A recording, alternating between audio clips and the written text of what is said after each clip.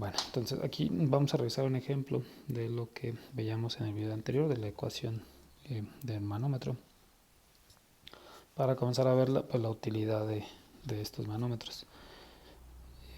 Aquí ya está el enunciado. Tenemos un tanque cilíndrico que está lleno con metiletilcetona hasta una altura de 2.78 pies, que es esta que ya está indicada aquí en la figura. Y el tanque está abierto a la atmósfera, entonces por acá está la atmósfera. Y el tanque tiene un diámetro de 4 pies, que está aquí representado. Y hay un manómetro instalado abierto de mercurio a un lado del tanque, y ya se los representé ahí también. Y finalmente el enunciado dice que la presión atmosférica la tomemos como una atmósfera, que ya sabemos que es 14.7 psi o 100.325 pascales. Y de acuerdo a lo que aprendimos ya. Voy a, como en todos lo que veo, voy a hacer una serie de preguntas y las vamos a ir contestando. Entonces, la primera pregunta es: ¿cuál es la presión absoluta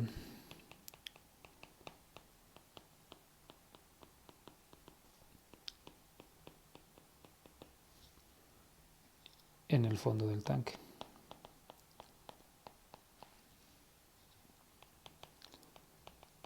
Y lo vamos a calcular en libras por pulgada al cuadrado, y A porque es absoluta.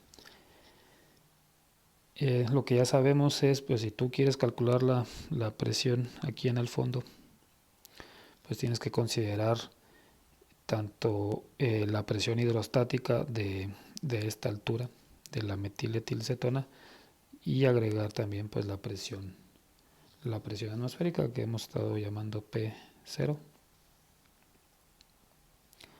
Y entonces voy a aplicar lo que conocemos, lo que hemos aprendido. Esa presión en el fondo, que es presión absoluta, pues es P0 más ρg y una altura. Bueno, voy a poner la ecuación que hemos estado viendo como una H, pero esta H la voy a llamar H1 para no meterme luego en problemas. Entonces H1 es pues 2.78 pies, es la altura de esa columna de fluido. Entonces aquí voy a sustituir valores, voy a hacer la operación y les dejo de actividad que ustedes revisen que efectivamente lo que estoy escribiendo está bien y tiene sentido y por qué lo estoy escribiendo, ¿sí? Entonces esta presión va a ser P0, que es fácil, es 14.7 psi, más densidad. Entonces aquí voy a escribir cosas.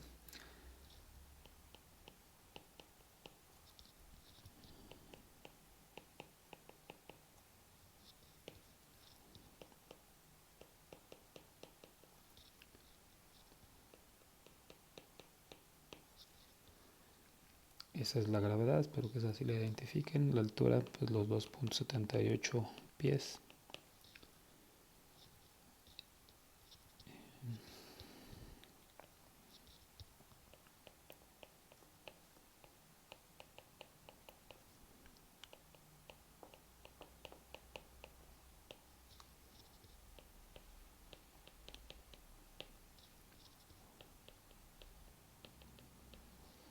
Bueno, entonces de actividad queda establecer, tienen que poder establecer pues qué es todo, qué es este punto 805, esto qué es, este pues es G, esta es la gravedad, este está fácil, esta es la altura, este es H1, esto qué es y esta conversión por qué se hizo. Bueno, entonces eso queda de actividad. El resultado que vamos a obtener ya cuando se haga la operación es 15.67 psi/A, por ser presión total o absoluta. Bueno, vamos a hacer otra pregunta. ¿Cuál es la presión manométrica en el fondo del tanque?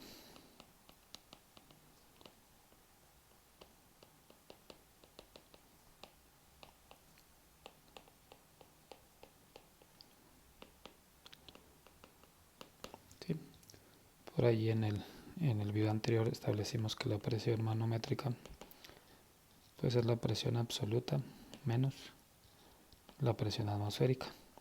En nuestro ejemplo pues no es otra cosa que quieres calcular la presión otra vez aquí, pero solo vas a considerar esta altura del fluido, no vas a considerar la presión, o le vas a restar pues la presión atmosférica, que es lo que está aquí. Entonces la presión, y que ya la voy a llamar PG para no estar escribiendo todo lo demás, la presión manométrica en el fondo del tanque es la presión absoluta, que es esta que calculamos acá, menos la atmosférica, que son 14.7 en las mismas unidades. Entonces obtenemos 0.97 PSI-G para corroborar que es manométrica. ¿Sí? Pues ahí está, aplicación de lo que hemos estado viendo. Hagamos una pregunta adicional que es un tanto cuanto capciosa. ¿Cuál es la presión manométrica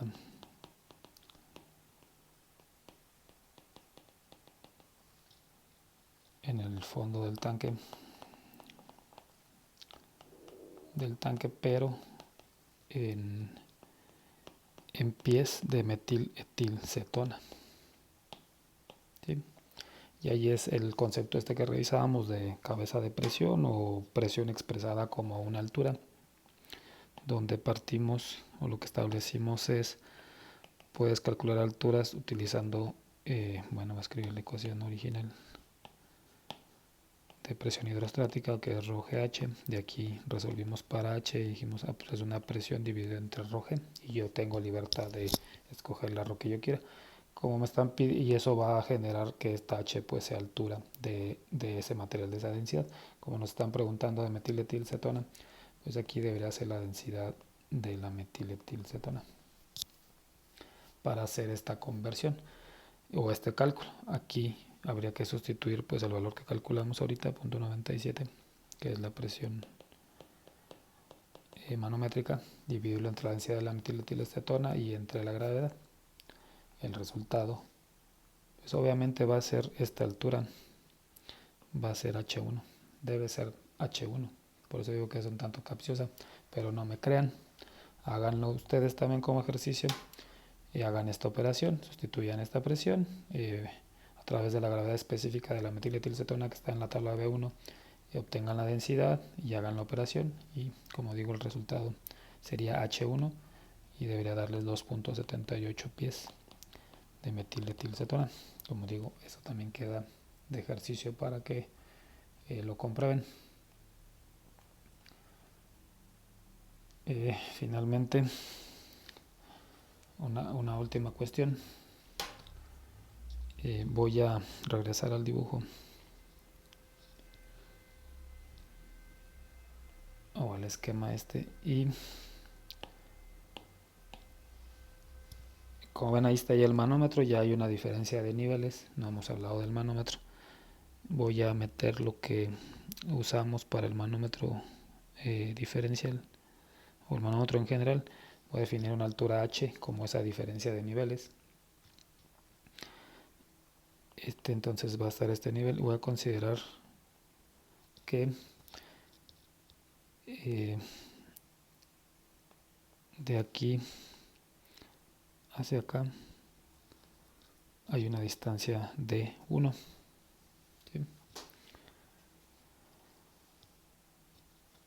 Y entonces ahora voy a hacer una cuestión, un cuestionamiento final, que es el siguiente. Suponga que D1 es igual a un pie. Esa D1 que acabo de escribir es un pie. Y la pregunta es ¿qué altura debería medirse en el manómetro? En lo que están preguntando pues a qué es igual H en milímetros de mercurio. ¿Sí? Esa era la pregunta. Vamos a regresar a la figura, y de lo que hemos aprendido es nosotros podemos tomar puntos de referencia donde nosotros querramos, y la presión en esos dos puntos es igual. Vamos a escoger pues esto que está aquí, y lo que podemos es calcular entonces la presión en este punto y en este punto, y ya sabemos que deben ser iguales. Y eso forzosamente a la hora de calcular la presión en este segundo punto pues va a estar involucrada esta altura, que es la que nos están preguntando. Entonces lo que voy a hacer es primero calcular la presión aquí, que debería ser sobre ese punto pues está toda esta columna de fluido, o toda esta altura de columna de fluido. Como dice ese último cuestionamiento, de 1 es un pie, y por la altura del tanque, esta nueva altura que yo dibujé en azul pues debe ser 1.78 pies. ¿Sí? Eso representa entonces la columna que está actuando sobre este punto de aquí, y habría que adicionar pues la presión atmosférica. Entonces, y para el otro punto pues deberíamos considerar esta altura de nuestro fluido manométrico, que como nos pide reportarlo en milímetros de mercurio pues va a ser mercurio, más la presión que está actuando aquí, que también es la presión atmosférica. Y las presiones en esos dos puntos, en el punto de aquí y en el punto de acá, pues ya sabemos que deben ser iguales, ¿sí? Cuando el manómetro ya no se está moviendo.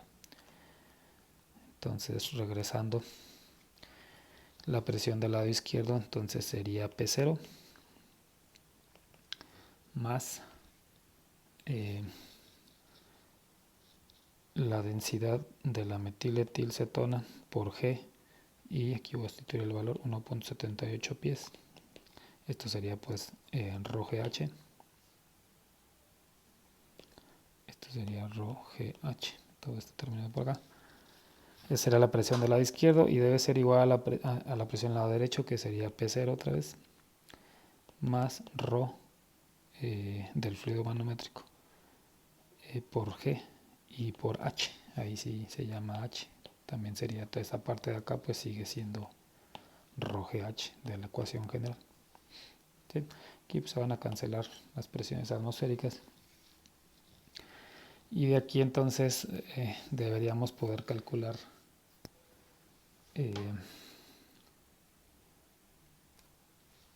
H de esta ecuación. Entonces eso también se va a quedar como ejercicio.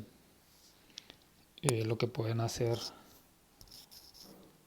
háganlo como ejercicio, no voy a decir más. Entonces hagan el procedimiento y establezcan a qué es igual H en las unidades que nos están preguntando, en milímetros de mercurio.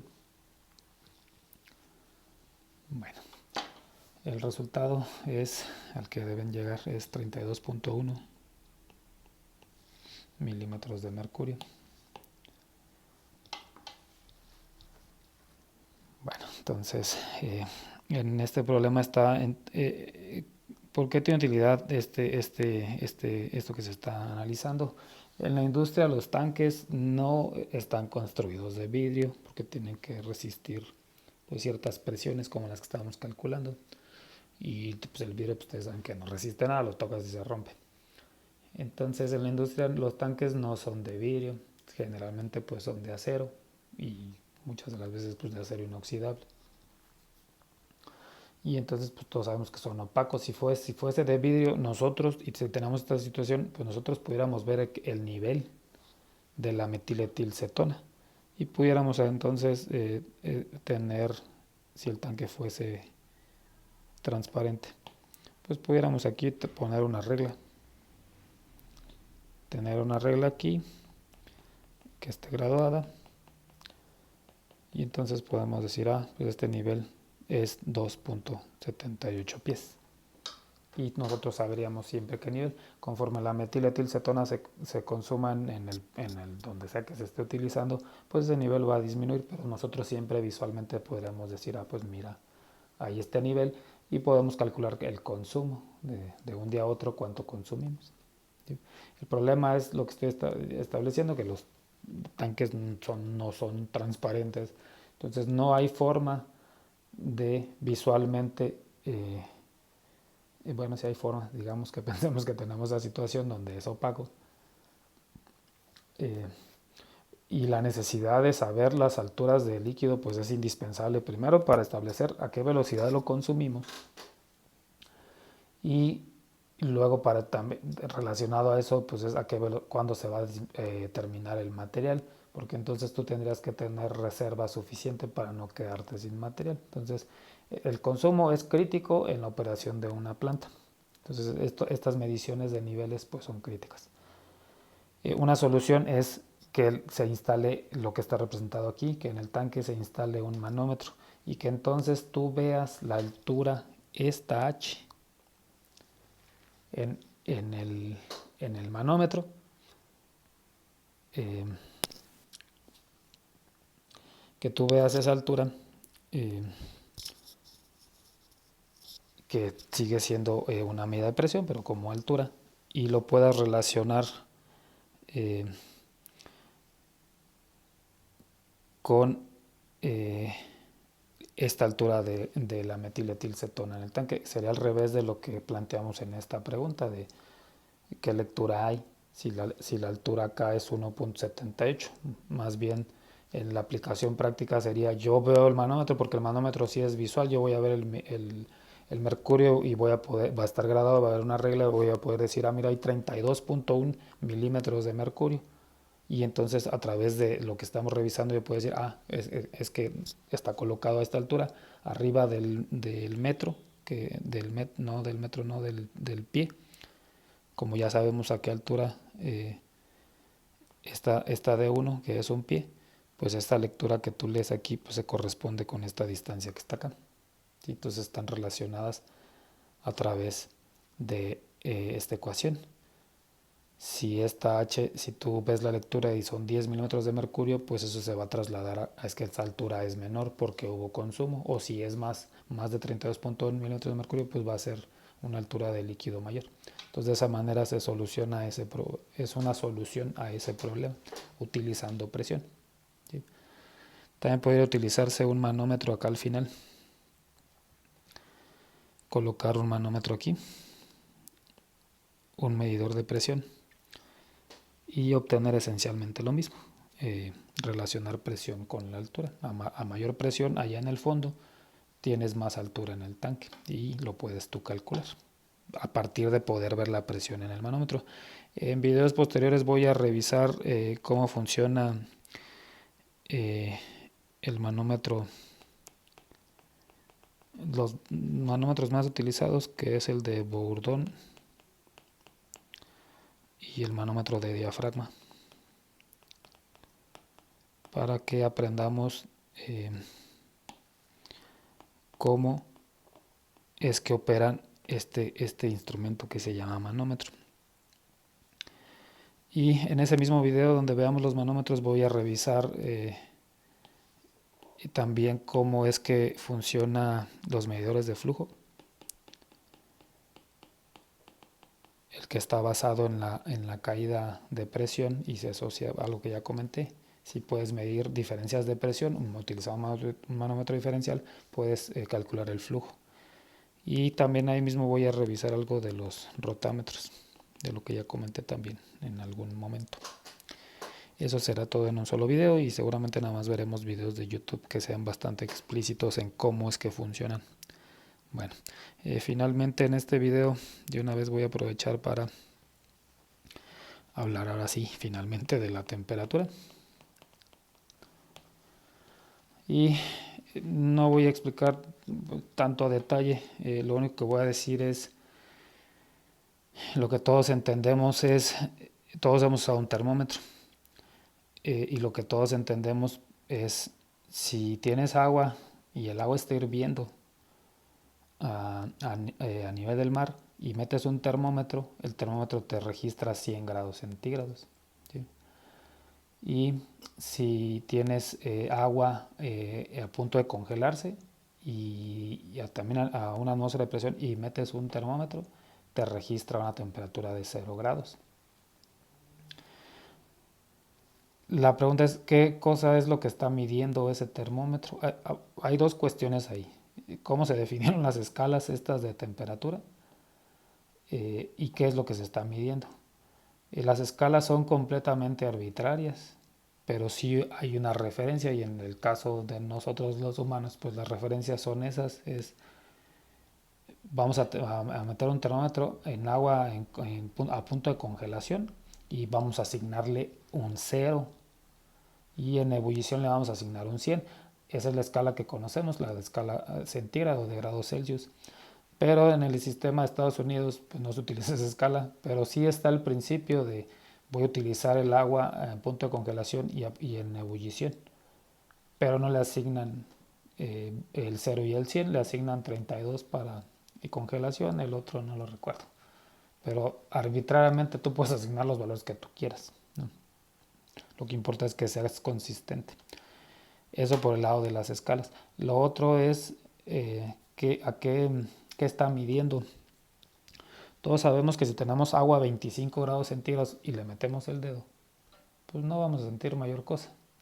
Pero si tienes agua en ebullición y le metes el dedo, sabes que te vas a quemar. ¿Qué implica eso? Que energéticamente el agua a 25 grados centígrados debe ser menor, debe tener menor energía que el agua a 100 grados hirviendo. ¿Sí? El termómetro nada más te está registrando indirectamente esa energía asociada a esas dos situaciones que yo te estoy comentando. Al final lo que está midiendo es el movimiento de las moléculas, es una medición muy generalizada del movimiento de las moléculas.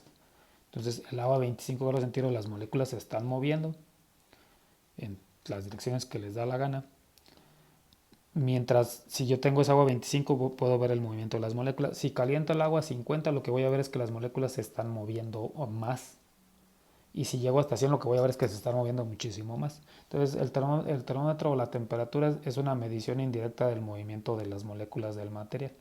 Y mientras más movimiento haya, más valor de temperatura registras. ¿Sí? Es todo lo que voy a decir de temperatura. Y entonces voy a hablar de, pues, de las escalas. La que conocemos nosotros pues son los grados centígrados o grados Celsius, que como ya dije, el 0 se asigna en agua en el punto de congelación.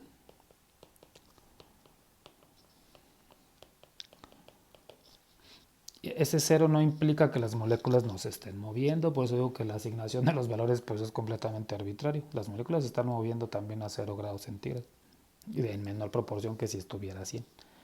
Y el otro es a 100 grados centígrados es agua en el punto de ebullición. ¿Sí? Entonces todos sabemos que en 0 se empieza a formar lo que llamamos hielo, pero lo que estoy estableciendo es sigue habiendo movimiento aún en el hielo, mucho más restringido que cuando era líquido, pero sigue teniendo movimiento. Las moléculas, aun cuando están más fijas, van a seguir vibrando, por ejemplo. ¿Qué pasa si tú enfriaras más el hielo? Lo que debe pasar, de acuerdo a lo que estoy diciendo, es que yo debería de ver que cada vez se mueven menos esas moléculas de agua en forma de hielo. Y bajo más la temperatura y se mueven menos. Bajo más, se mueven menos. Si yo llegara a un punto en donde dijera, miren, ya no hay movimiento de las moléculas, la temperatura que registraría sería menos 273.15 grados centígrados. En ese punto de temperatura, en nuestra escala centígrado de grados Celsius, tendrías que enfriar el material hasta esa temperatura para que dejaras de ver movimiento de las moléculas, independientemente del material. Bueno, esto es algo teórico, pero pues así es. Y la otra escala son los grados Fahrenheit, que es el sistema de Estados Unidos, que es similar, utiliza los mismos puntos, nada más que el grados Fahrenheit asigna para este 32 grados Fahrenheit. Y ya recordé, el otro es 212 grados Fahrenheit para el agua en ebullición. Entonces aquí como digo, es irrelevante la asignación que hagas de números, pero el fenómeno sigue representando lo mismo. Eh, la ventaja de nuestra escala en grados centígrados es que de 0 a 100 pues hay 100 valores de temperatura o 100 puntos. Por eso se llama escala centígrada. La de Estados Unidos pues no tiene esas 100 divisiones, porque como digo, pues es arbitrario los valores que designes. Pero bueno, así es como está.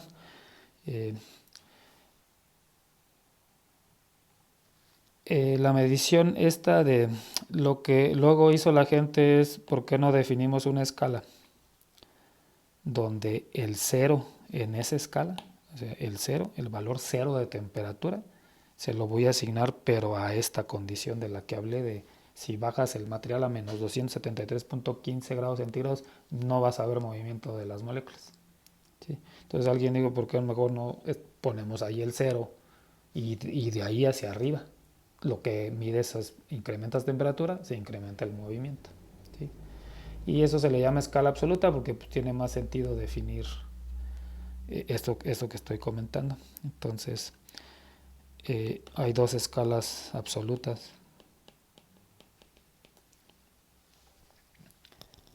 Eh, y una es la escala Kelvin, que es precisamente la que hace esto que estoy comentando, en donde asigna un 0 a menos 273.15 grados centígrados. Y algo similar, pero en grados Fahrenheit, es la escala o los grados Rankine,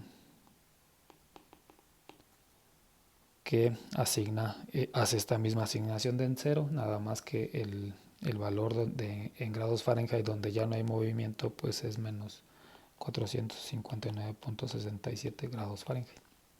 ¿Sí? Entonces ahí están, en realidad nada más hay dos escalas de temperatura, dos bastante arbitrarias y unas que llamamos absolutas donde tienen más sentido, que son la Kelvin y la Rankine. Pero están relacionadas, la Kelvin está relacionada con los centígrados y la Rankine pues con los Fahrenheit. Y esas relaciones pues son las que nos permiten convertir una temperatura en unas unidades a otra temperatura en otras unidades. Entonces voy a escribir aquí las ecuaciones que utilizaremos para convertir una temperatura de una escala a otra.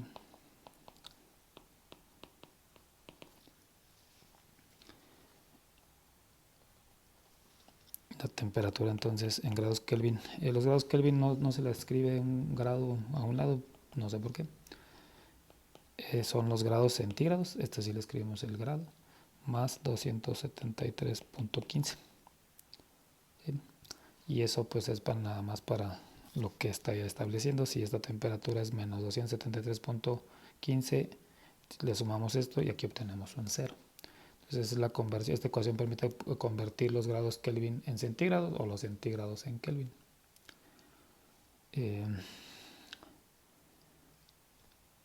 La temperatura en grados Fahrenheit la podemos obtener a partir de los grados centígrados a través de esta operación. Los grados Fahrenheit son 1.8 la temperatura en grados centígrados más 32. Y las absolutas, la absoluta en Rankine la podemos obtener pues de los Fahrenheit, que sería la temperatura en grados Fahrenheit más el 459.67 necesario para que al restarle menos 459.67 obtengas un 0. Y también pues aquí podemos escribir esta otra ecuación, la temperatura en grados Rankine es 1.8 la temperatura en grados Kelvin. ¿Sí? Entonces ahí están esas cuatro ecuaciones. Los grados Rankine y los Fahrenheit pues solo los utilizan los estadounidenses. nosotros utilizamos grados centígrados y grados Kelvin, pero luego allá hay información en grados Fahrenheit porque la derivaron en Estados Unidos, alguna ecuación, alguna información. Si tú la quieres usar, pues tienes que hacer conversiones a lo que es común para ti. Entonces ahí están estas ecuaciones para convertir a una temperatura en otra, de una escala a otra.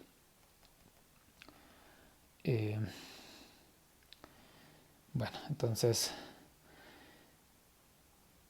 aquí voy a adicionar informaciones para convertir un valor de temperatura.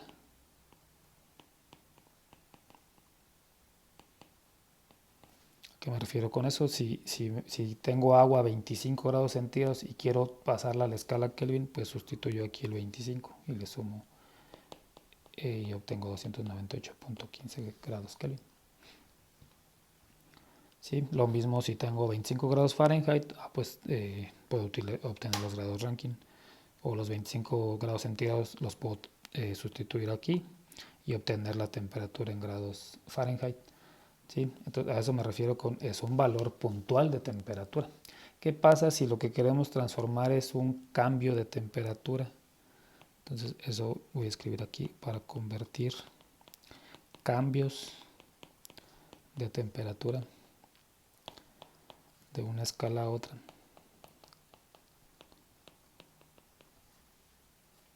Es decir, aquí es un cambio, tengo un cambio de 10 menos 5 grados centígrados, por ejemplo, y quiero obtener el cambio pero en grados Kelvin.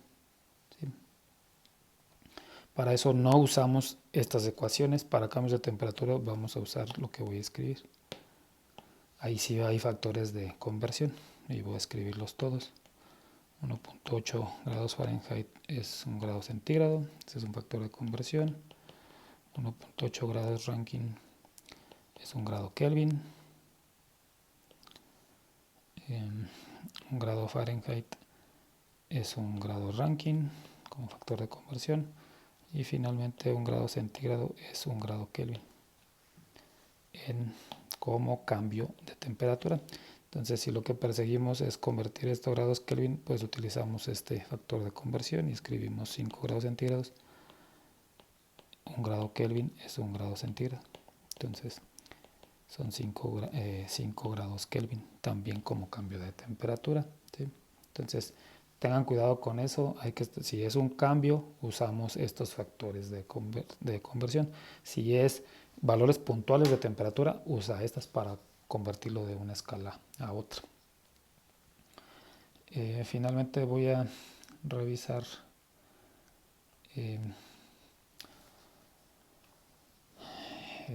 bueno, no, ya el video ya es muy largo. Voy a hacer un video nada más con un ejemplo en donde utilizamos una ecuación, cómo la convertimos de unidades cuando están involucradas temperaturas.